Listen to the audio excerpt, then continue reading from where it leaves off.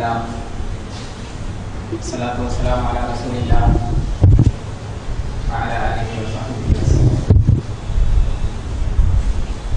بعد أعوذ بالله السميع العليم من الشيطان الرجيم. بسم الله الرحمن الرحيم. ولا تموتن إلا وأنتم مسلمون.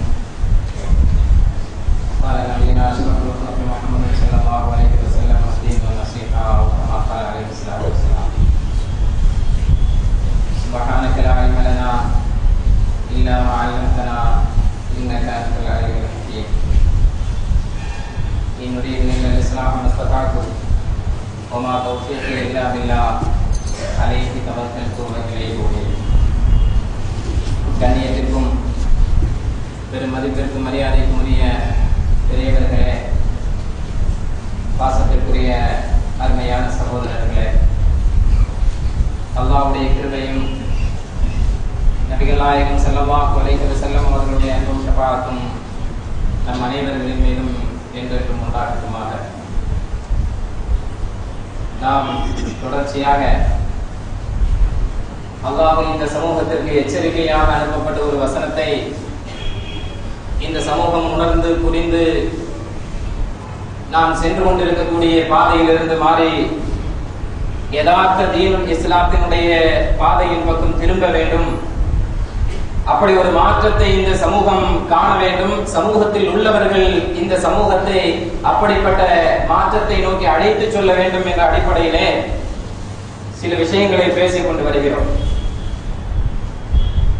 அந்த அடிப்படையிலே இந்த சமூகத்திற்கு மாற்றம் வேண்டும் என்று சொல்லிக் கொண்டிருந்தாலும் கூட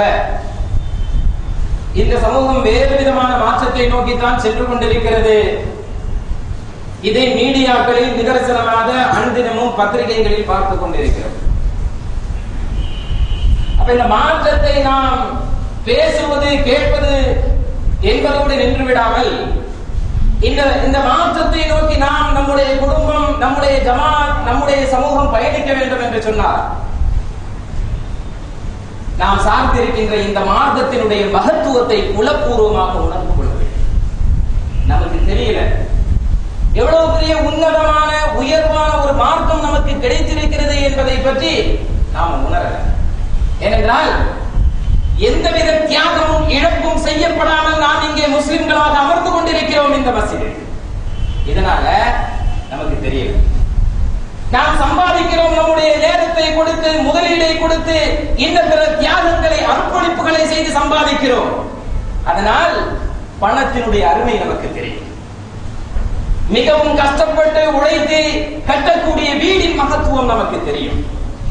அயல் நாடுகளில் அயராது உழைத்து வாங்கி போட்ட நிலத்தின் மகத்துவம் நமக்கு தெரியும். அதையெல்லாம் வீணடிக்க மாட்டோம். வாங்கி போட்டிருக்கிற இடத்தை யாராவது அபகரிச்சுட்டு போட்டு விட்டுருவோமா? மார்க்கத்தை விட்டுருவோம் சகோதரர்கள். கட்டி இருக்கிற வீட்டை, அதனுடைய சுவற்றை, காம்பவுண்ட் சுவற்றை யாராவது சேதப்படுத்தி விட்டால் விட்டுருவோமா? இன்னைக்கு மார்க்கத்தினுடைய உள் கட்டமைப்பு சிதைக்கப்பட்டுக் கொண்டிருக்கிறது சகோதரர்களே. கண்டு காணாம இருந்துட்டு இருக்கிறதே. நம்முடைய குடும்பத்தில் யாராவது தாக்கப்பட்டு விட்டால் அல்லது ஏசி பேசப்பட்டு விட்டால் விட்டுருவோமா?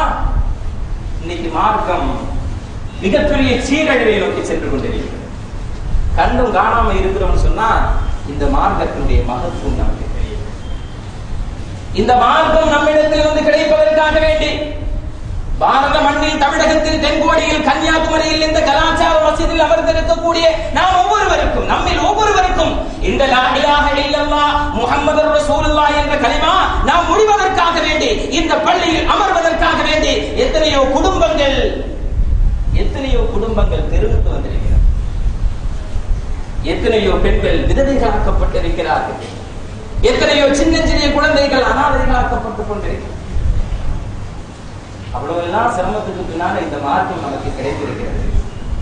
ஆனா நாம எந்த இழப்பும் செய்யல, நாம எந்த அர்ப்பணிப்பும் செய்யல, நாம இதற்காக வேண்டி எந்த முயற்சியும் எடுக்கல. நாம இந்த மார்க்கம் நமக்கு கிடைக்க வேண்டும் என்பதற்காக வேண்டி எந்த ஒரு தியாகமும் செய்யல. அதனால இந்த மார்க்கத்தினுடைய மகத்துவம், இதனுடைய மேன்மை, இதனுடைய உயர்வு நமக்கு தெரியவில்லை சகோதரர். நபிகள் நாயகம் ஸல்லல்லாஹு அலைஹி வஸல்லம் அவர்களை பார்த்து அல்லாஹ் சொன்னார், لعلك باخع نفسك على آثارهم إن لم يؤمنوا بهذا الحديث أسفا. நபியே, இந்த சமூகம் ஈமான் கொள்ளவில்லை என்பதற்காக வேண்டி உங்களை நீங்கள் வருந்தி அழித்துக் கொள்வீர்கள் போல் தெரிகிறது. ரசூலுல்லாஹ்வுக்கு அவ்வளவு கவலை.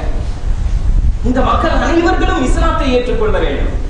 நாளை மறுமையில் யாரும் நரகத்தை நோக்கி சென்று விடக்கூடாது.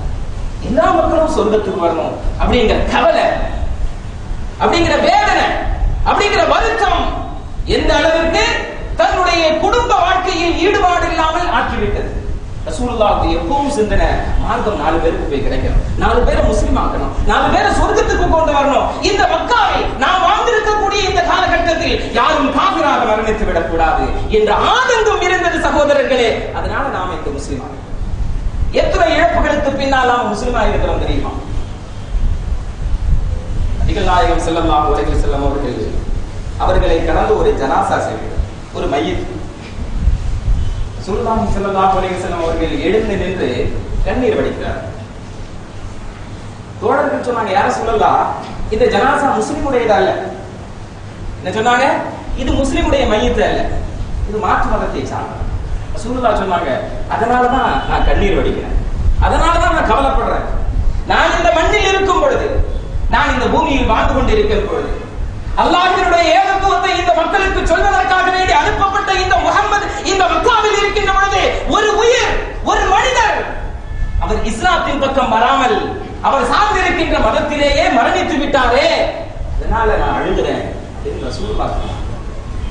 இப்படி தன்னை வருத்திக் கொண்டு வேதனைப்பட்டு அயராது உழைத்து வீடு வீடாக ஏறி இறங்கி பல அவமான சொற்களை எல்லாம் சுமந்ததற்கு பின்னால் தான் நாம இன்னைக்கு இங்க முஸ்லிம்களாக இருக்கிறோம் அப்படிங்கிறத ஒரு கணம் சிந்திக்கணும்.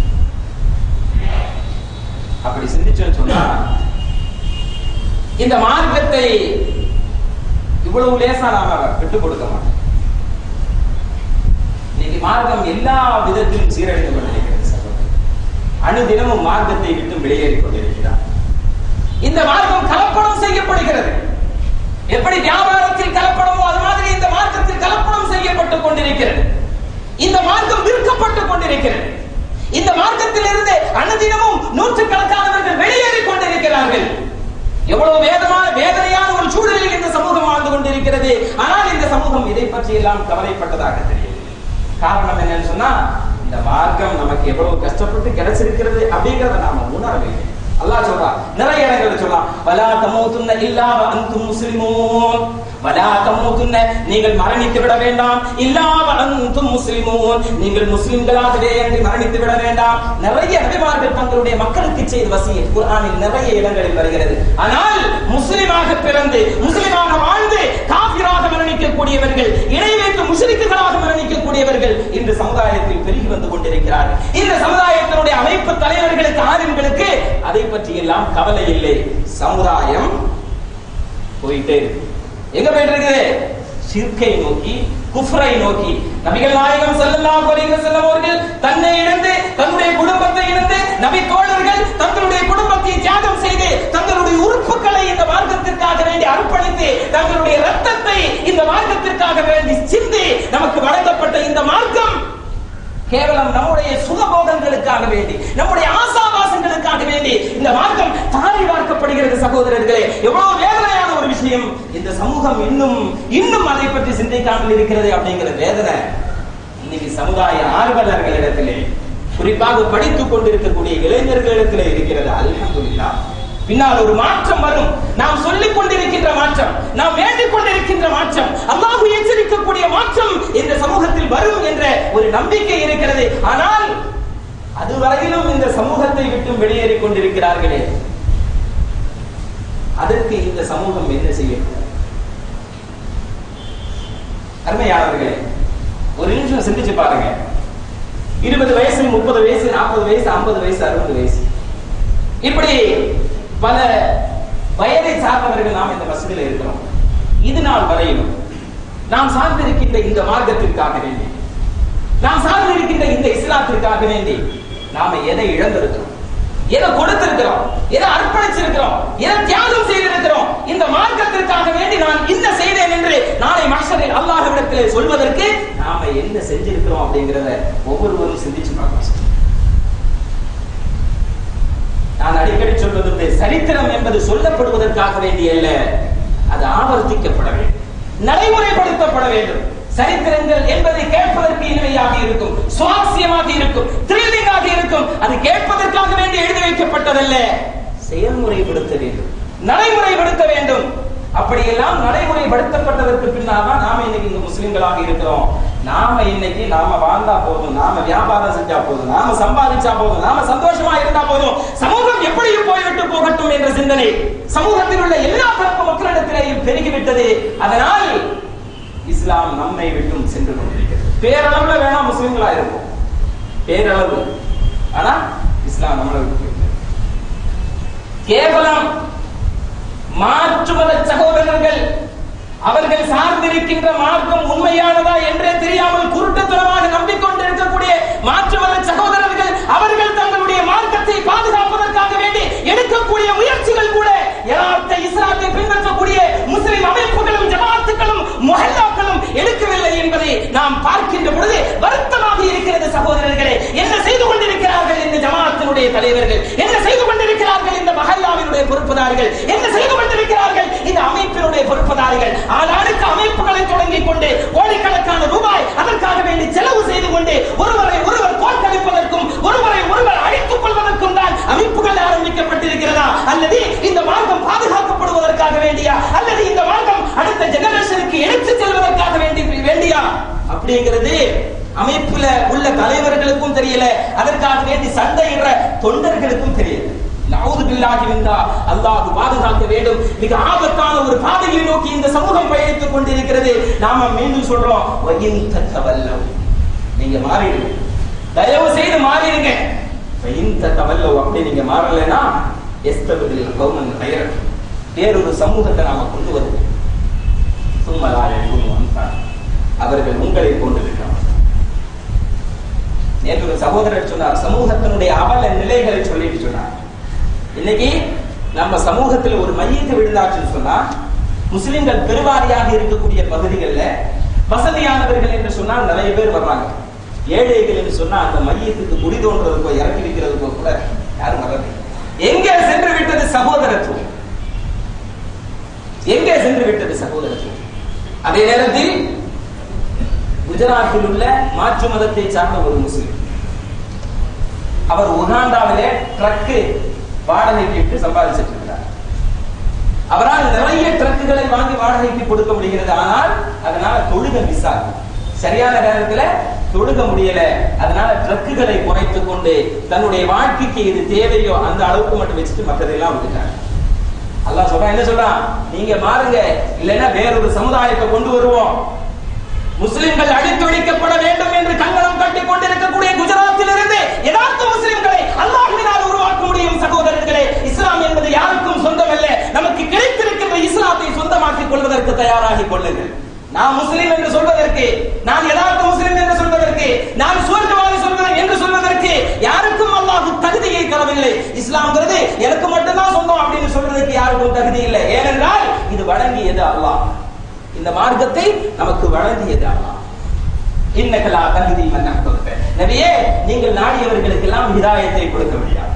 ரசூலுல்லாஹ் விரும்பினாங்க அபூ தாலிபுக்கு இஸ்லாம் கிடைக்க வேண்டும், அப்துல் முத்தலிபுக்கு இந்த கலிமத்துல் ஷஹாதா கிடைக்க வேண்டும் என்று நபிகள் நாயகம் ஸல்லல்லாஹு அலைஹி வஸல்லம் அவர்கள் விரும்பினார்கள். சகோதரர்களே, தன்னுடைய எல்லா விதமான பணிக்கும் இஸ்லாத்தை மற்றவர்களுக்கு சொல்வதற்காக வேண்டித்தான் ஆரம்பித்த காலம் முதல் கடைசி வரையிலும் தன்னுடைய எல்லா விதமான பணிகளுக்கும் பின்துணையாக இருந்த பக்கபலமாக இருந்த அபூ தாலிப் அவர்களுக்கு கடைசி நேரத்தில் கூட கலிமா சொல்லிக் கொடுத்தார்கள்.